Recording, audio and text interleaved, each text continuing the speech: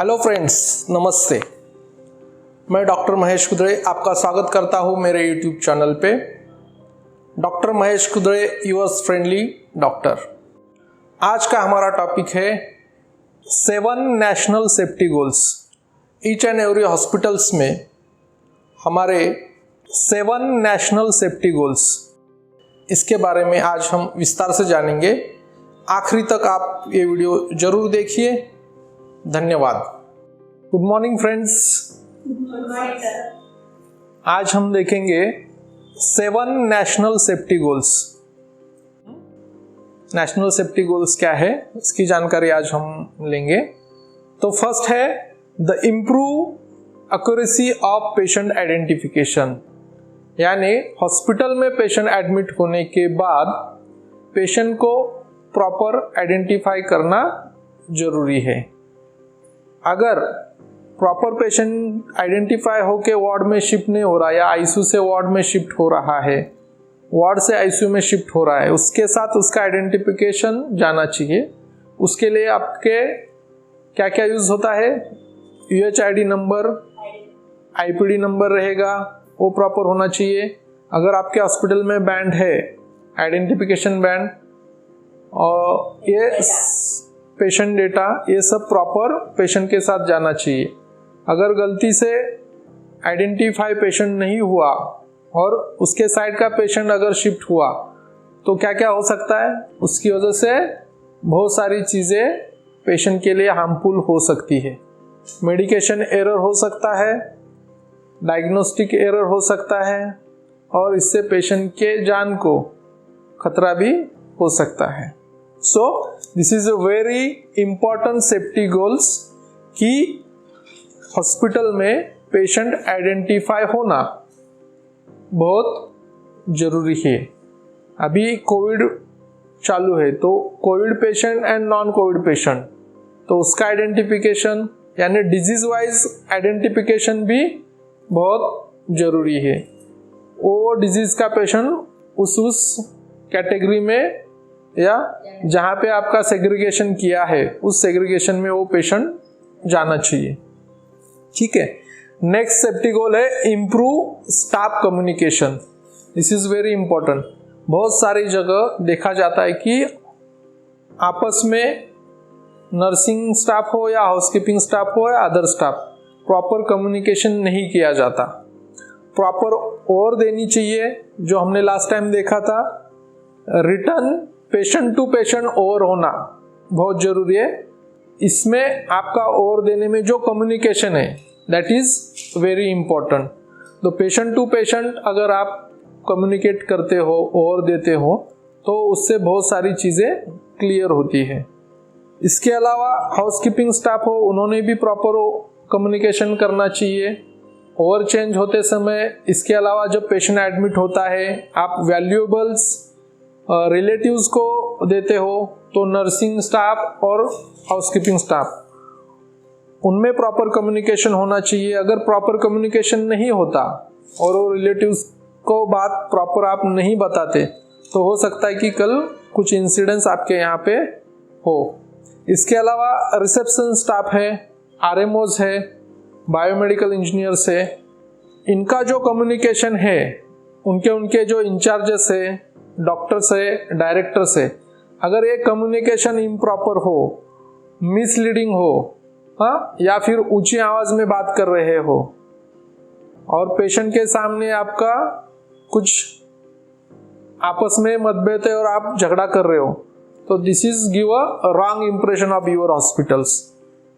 तो safety goals में ये staff communication is very important, जिसकी वजह से पेशेंट को कुछ हार्म ना पहुंचे। This is a second goal. Next है third, improve the safety of medication administration. Medication यानी जो मेडिसिन पेशेंट को देने हैं, वो ओरल हो, थ्रू आईवी हो, या इंट्रामस्कुलर हो और सर्जिकल हो, जो भी मेडिकेशन हमें देना है उसका सेफ्टी पॉइंट ऑफ व्यू होना चाहिए। उसके लिए हमने देखे थे 10 पॉइंट्स यानी 10 राइट्स। क्या 10 राइट्स है? right patient, right dose, right dose, right time, right time, right route, right route, right documentation, right documentation, right assessment, right assessment, right reason, right reason, right to refuse, right to refuse, right evaluation, right evaluation. ये 10 rights बहुत ही important है जब आपको medication administer करना है, यानी कोई भी दवा देने से पहले वो जो मेडिसिन है वो राइट है क्या, उसका रीज़न राइट है क्या, हाँ, उसका डोसेज राइट है क्या, पेशेंट राइट है क्या, ये सारी चीज़ें आपको देखनी पड़ेगी, जिसकी वजह से आपके पेशेंट की सेफ्टी में इम्प्रूवमेंट होगा। यानी आप गलत डोज नहीं देंगे। अगर आप मेडिकेशन एरर करते हो या मेडिकेशन एडमिनिस्ट्रेशन में रॉन्ग डोसेस देते हो, यानी पेशेंट डॉक्टर ने आपको बोला है कि 10 mg देना है और आपने 10 ग्राम दे दिया, ग्रॉस मिस्टेक हो सकता है। जैसे इंसुलिन 13 बोला है, 13 और आपने 30 दे दिया, तो क्या होगा, डायबिटीज पेशेंट का शुगर सडन डाउन हो सकता है। तो इसके लिए ये 10 राइट्स मेडिकेशन एडमिनिस्ट्रेशन के लिए बहुत ही जरूरी है। अगर आप इसके ऊपर ध्यान देते हैं सेफ्टी के ऊपर, तो इसमें हम इम्प्रूवमेंट ला सकते हैं, यानी मिनिमम एरर हो सकता है। तो this is a national safety goals 3। Okay, next 4th safety goal है reduce patient harm associated with clinical alarm systems। Clinical alarm systems यानी अगर गलत क्लिनिकल अलार्म्स है तो आपको आइडेंटिफाई करने होंगे। जैसे मॉनिटर है, मॉनिटर पे बीपी 200 दिखा रहा है लेकिन एक्चुअल में उसका 120 130 ही है और आप बीपी कम करने के लिए दवा दे रहे हो, तो उससे क्या होगा, बीपी जो नॉर्मल है और कम हो सकता है, पेशेंट हाइपोटेंशन में जा सकता है। वैसे ही उसके चेस्ट लीड निकल गए, उसकी वजह से मॉनिटर पे आपके हार्ट रेट नहीं दिखा रहा और आपने कोड ब्लू एक्टिवेट कर दिया। तो ये क्लिनिकल अलार्म जो है सिस्टम है, क्लिनिकल अलार्म सिस्टम अगर वो गलत करती है तो उसको आइडेंटिफाई प्रॉपर करना चाहिए और सिर्फ क्लिनिकल अलार्म्स यानी क्लिनिकल डिवाइसेस अलार्म कर रहे हैं, इसके लिए आपको ट्रीटमेंट आगे नहीं करना चाहिए।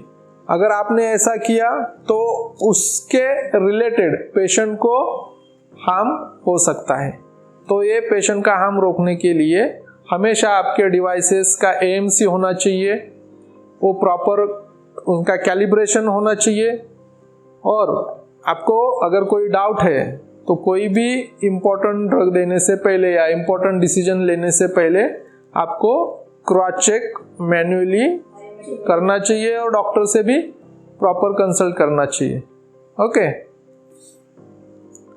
Then next point 5th, reduce the risk of health care associated infection.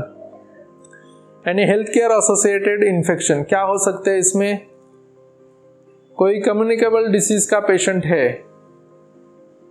उसके बाजू में अगर आप नॉर्मल पेशेंट रखते हो तो उसकी वजह से एक पेशेंट से दूसरे पेशेंट को भी इन्फेक्शन हो सकता है।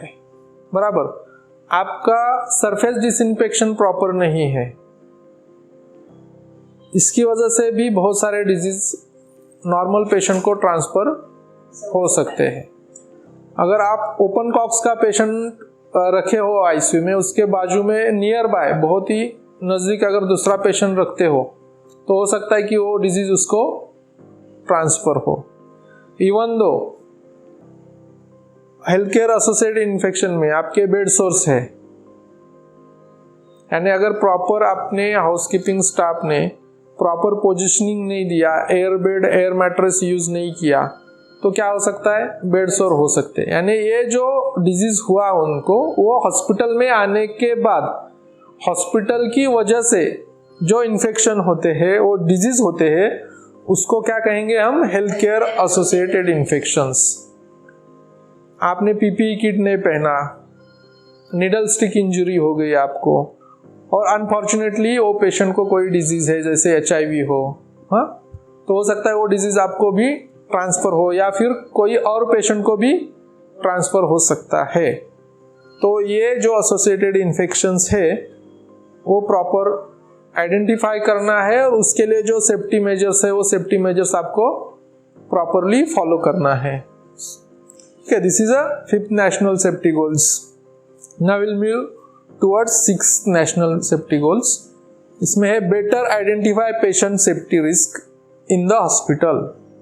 यानी हमें आइडेंटिफाई करना है, क्या आइडेंटिफाई करना है, पेशेंट सेफ्टी रिस्क क्या क्या है।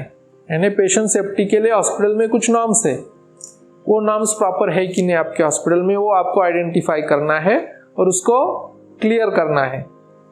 फॉर एग्जाम्पल हम बोल सकते हैं कि आपका स्ट्रेचर है, स्ट्रेचर को बेल्ट होना या साइड रेलिंग्स होना जरूरी है, या वल्नरेबल पेशेंट आया, आप स्ट्रेचर के ऊपर से शिफ्ट कर रहे हो तो हो सकता है कि वो स्ट्रेचर से गिर सकता है, तो आपके स्ट्रेचर को क्या होना चाहिए, सेफ्टी बेल्ट होना चाहिए, हाँ, ऑक्सीजन सिलेंडर होना चाहिए, साइड रेलिंग्स होनी चाहिए। वैसे ही वल्नरेबल पेशेंट को जो बेड आपने दिया है, जो बेड अलॉट किया है, वो बेड को भी साइड रेलिंग्स होना इम्पोर्टेंट है।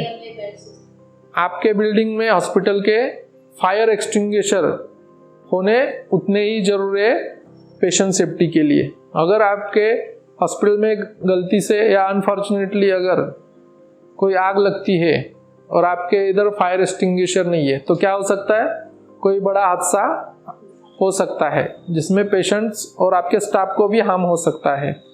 तो फायर एक्सटिंग्विशर भी होने चाहिए। ऑक्सीजन सिलेंडर जहाँ पे रखते हैं उसको केज होनी चाहिए या फिर क्या होना चाहिए, ऑक्सीजन सिलेंडर रखते हैं जहाँ पे, यस, चेन से उनको पैक करना है या फिर केज होना चाहिए, वो गलती से गिर के कोई ब्लास्ट ना हो या किसी के बॉडी पे गिर के कोई इंजरी ना हो।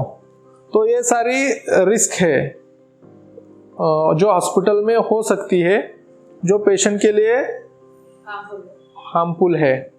तो वो पेशेंट सेफ्टी रिस्क जो है हॉस्पिटल में उसको आइडेंटिफाई करना है, वो ढूंढना है क्या क्या चीज़ आपके हॉस्पिटल में कमी है, और वो चीज़ें ढूंढने के बाद वो उसको ठीक करना भी जरूरी है, ना कि सिर्फ आइडेंटिफाई किया और आप चुप बैठे।